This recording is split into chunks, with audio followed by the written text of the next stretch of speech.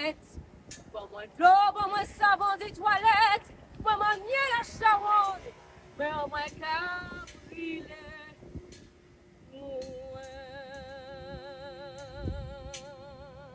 Métis Gouasse, c'est de la création. Travailler voilà, avec les artistes du territoire pour trouver nos écritures. Et puis c'est aussi des manifestations, des rencontres avec le ailleurs. Donc comment les artistes de chez nous et les artistes d'ailleurs peuvent venir en rencontre. Et puis travailler à montrer du cirque, c'est aussi avoir envie de s'intéresser à son public. Et la question du public et surtout l'accueil des habitants, et c'est pour ça que nous on parle d'habitants, c'est important. On est beaucoup dans l'espace public. C'est vrai qu'on souffre de lieux de diffusion sur nos territoires. Donc comment le spectacle va dans l'espace public, mais là où il n'est pas forcément attendu. Donc comment on peut être invité par les habitants dans des quartiers ou voilà, dans l'urbain. Je trouve que le challenge de ce projet, il est pas d'aujourd'hui, hein. C'est un projet qui a démarré en 2018. Des équipes, des danseuses, qu'elles soient guadeloupéennes, guyanaises ou des artistes de cirque ont travaillé à l'époque avec Léo Lérus. C'est une création qui s'est appelée Belle Place, qui a circulé. On est allé en Colombie, au Canada. Mais d'un seul coup, des artistes d'ailleurs ont découvert le patrimoine guadeloupéen. Parce que quand on vient à la rencontre du cas, quand on découvre nos écritures, ben c'est pas seulement, enfin, on peut aussi avoir envie de s'en imprégner. Et l'artiste que vous avez découvert aujourd'hui, Héloïse Petanzi, elle a voulu faire ce chemin. Elle est artiste de cirque, elle vient de France, elle a absolument aucune connaissance des écritures guadeloupéennes, mais elle a voulu faire ce chemin. Venir prendre un petit bout de Guadeloupe, hein, se nourrir. Elle a travaillé avec Léna Blou, elle a travaillé avec Jean-Claude Bardure. Et ensemble, elle a pu, dans son mouvement, donner une empreinte de chez nous. Et c'est ce que j'aime, c'est pas toujours l'extérieur qui vient chez nous, mais c'est plutôt nous, comment on apporte aussi à l'extérieur. Et la honte, c'était ça, c'était faire cette rencontre avec le cas, la connaissance et la reconnaissance de notre culture. Et j'espère que nous, Guadeloupéens, quand on voit un spectacle comme ça, on le ressent, on le vibre. Donc j'espère que ça a plu au public. La prochaine rencontre sera une rencontre avec le théâtre, la femme potomitan. On connaît bien hein, nos femmes guadeloupéennes qui portent beaucoup. Et comment une artiste, une comédienne, à la fois en tant que femme et en tant que comédienne, faire son chemin dans ces métiers, c'est pas simple. Elle va venir se livrer en lien avec le cirque. Et ça sera le 2 mai à la Maison Coquille, toujours dans le festival donc Patrimoine en Lumière, qui, comme je disais, croise un festival que nous portons qui s'appelle le Cirque dans tous ses états, qui lui continuera jusqu'au 16 mai. Je suis aujourd'hui présent sur les masterclass pour le Festival du patrimoine de la Guadeloupe, qui se fait tous les 2 ans sur Bastère. J'ai fait hier soir le dîner des chefs au sein de la mairie. Et aujourd'hui, nous sommes sur la Maison Coquille pour le masterclass sur le gombo et le chocolat. Je reste toujours moi-même, toujours authentique. J'aime bien aussi le feedback avec le public pour bien comprendre et échanger et apprendre davantage. J'ai même appris aujourd'hui qu'il y avait une chocolaterie sur Bastère. Et pour une première, c'était pas mal. Moi, je m'y prête au jeu. Donc, continuons. Ma cuisine, elle est basée en fait sur ma richesse de mon patrimoine en fait.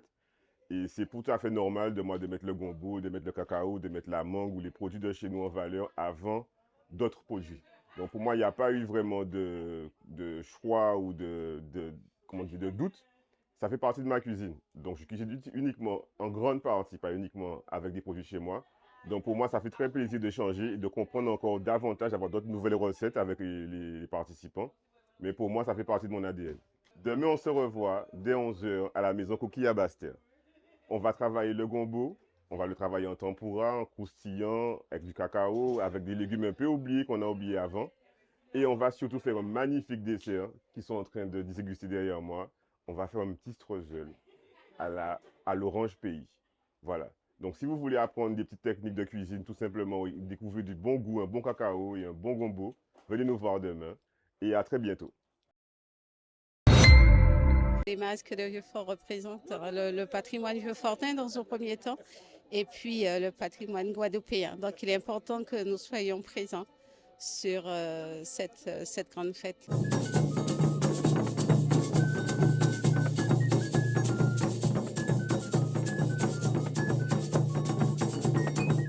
C'est nous pivier masse à la Guadeloupe, traditionnel et évolutique.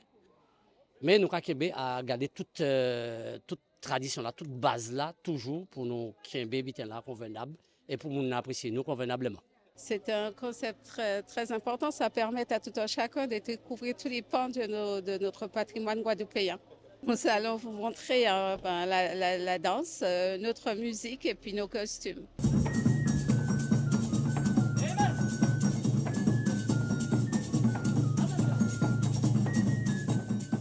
Nous choisissons Madras là, ça a fait belle, tout le même bitin là, ça a clairé et nous mettons plus ruban. Nous n'y contre miroir nous parce que tout bitin nous c'est pas 7 hein. 7 miroirs, 7 rubans, 7 couleurs, nous avons 7 tuiles différents. Et c'est ça qui a représenté, ça nous a représenté au sol là, pour faire mon plaisir.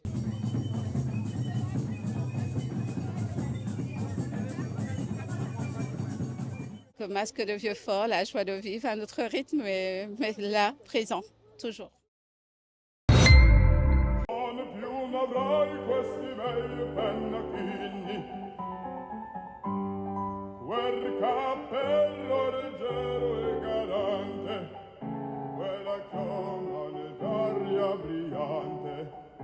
Quel vermiglio non esco color, quel vermiglio non esco color, non ti avrai quei pennacchini, quel capello, quella chioma, quell'aria brillante.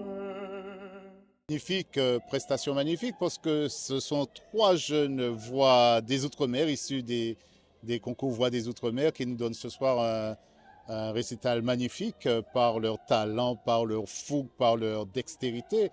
Non, c'est que du bonheur ce soir, absolument. Et le lieu, comme vous disiez, se prête absolument bien parce qu'on a une acoustique formidable dans cette cathédrale.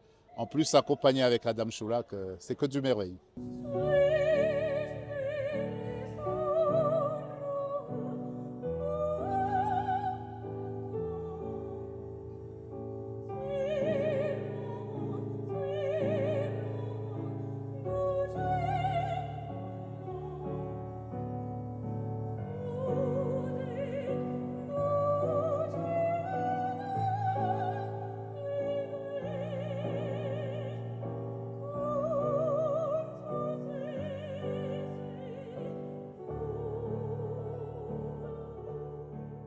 On pense que ce genre de répertoire, non, il n'y a pas, mais il y a un public fervent et qui adore ce genre de répertoire.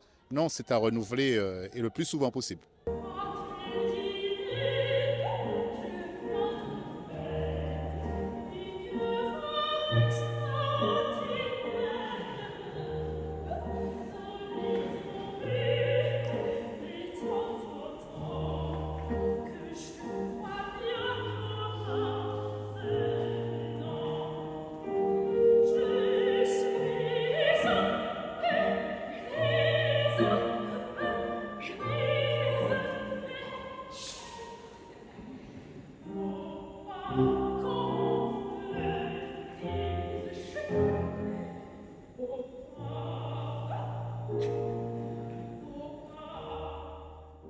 Clara Gustave-Duflos, c'est une demoiselle qui a de grandes possibilités. Elle est assez calme de caractère, mais c'est un faux calme, mais avec un gros potentiel.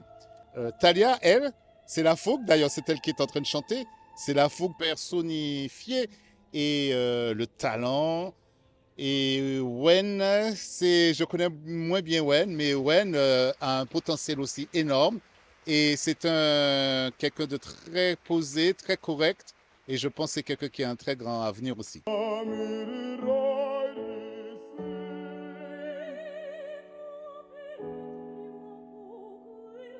Andiamo, andiamo.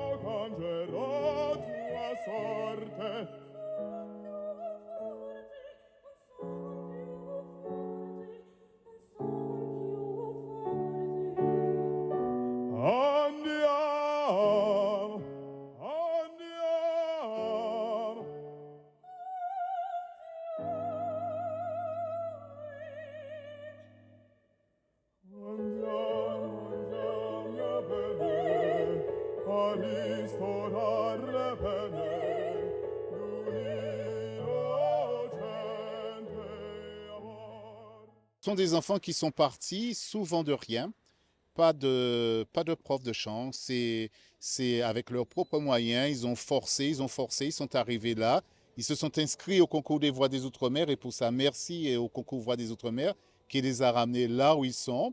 Et je crois que la plupart des trois qui sont là envisagent de partir en métropole pour une carrière lyrique. Donc, c'est que du positif, que du positif. Et j'espère que les trois là vont donner envie à tous les jeunes qui veulent enclencher cette voie lyrique de ne pas hésiter, de ne pas hésiter.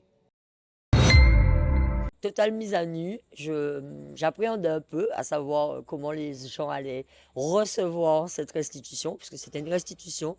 J'ai eu une résidence pendant une trentaine de jours, en fait, grâce à la direction du patrimoine de la culture. Et effectivement, c'était une totale mise à nu. On me connaît beaucoup comme danseuse de samba, d'oriental, de jazz, de folklore en fait. Alors qu'en vérité, bon, je suis vraiment danseuse contemporaine et j'écris de la poésie depuis que j'ai l'âge de 14 ans. Mais ce sont deux facettes que les gens ne connaissent pas particulièrement sur moi.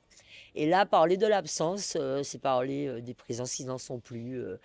C'est parler de faits marquants de ma vie, c'est parler de gens qui ne sont plus là.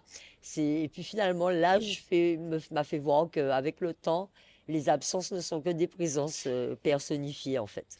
Et que plus personne, tout le monde est là au final. Hein, et que c'est tout ça qui te grandit, qui te construit, qui écrit ton histoire de vie. Et en psychologie, on parle souvent d'anamnèse. Et donc, moi, j'aime bien comparer mon thème de l'absence à mon anamnèse de vie. C'est vrai que je n'aime pas du tout l'adage qui dit ce qui te tue pas te rend plus fort. Parce que moi, j'avoue, quand ça m'est arrivé, je me suis dit, mais non, ça ne va pas me rendre plus forte parce que moi, je suis avec une main droite et une main gauche portante, quoi. Et j'avais pas de problème. Et il y a 13 ans, quand c'est arrivé, qu'on m'a expliqué que bon, ben, la danse fallait laisser tomber, que beaucoup de choses ne seraient plus pareilles, que j'aurais plus les mêmes sensations.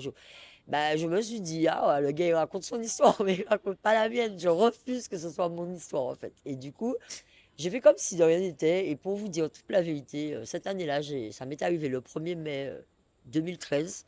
Et j'avais des spectacles à rendre. J'avais 400 élèves sur scène, dont des élèves qui avaient un gros handicap physique.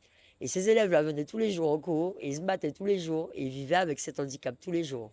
Et quand j'ai vu ça, je me suis dit, mais Francesca, tu peux pas. J'ai refusé mes indemnités en fait. Et j'ai été faire tous les spectacles en me disant que si eux, ils peuvent tous les jours de leur vie vivre avec cet handicap, moi, je pourrais vivre avec 3 doigts et plutôt que 5, quoi. Et j'ai vécu pendant 13 ans. La plupart des gens viennent de découvrir que j'ai été coupée à la main très sévèrement, quoi. Mes élèves ne le savent pas, je m'en plains jamais, je ne le montre jamais. Mais j'ai mal tous les jours. J'ai mal en vous parlant, là, en fait. Mais c'est comme ça. On finit par s'y habituer. Et au contraire, oui, j'ai expliqué aux gens, pas pour pitié en moi, pas habiter, pas pleurer peu d'azote. Au contraire, inspirez-vous de ça pour vous dire que tout ce qui arrive, ce ne sont que des épreuves et que, en s'armant de bonnes paroles, de bonnes personnes, de bonnes intentions aussi, en fait, parce que toute la vie, c'est ça, hein, faut savoir comment on s'entoure. C'est tout ça qui te construit et qui te donne la force d'avancer, de faire les choses. Et puis voilà, et c'est ce qui me permet d'être devant vous là ce soir. Et je suis intimement persuadée que les gens me verront différemment, même si je n'avais pas vraiment besoin qu'ils me regardent autrement. Hein. Chaque personne regarde comme il le sent, comme il le ressent. Mais suis certaine que certaines personnes me verront différemment à partir de ce soir. Voilà. Et parce que je pense qu'il faut quand même du courage pour se livrer comme je l'ai fait ce soir, quoi. On a eu une très belle masterclass de culinaire déjà ce matin. Donc, toutes les personnes sont ressorties avec, j'allais dire déjà un amour renouvelé pour le gombo, pour le cacao. Ils ont découvert les recettes du chef Cyril. Je sais qu'elles vont revenir demain, vendredi 1er, pour se délecter de nouveau d'autres recettes.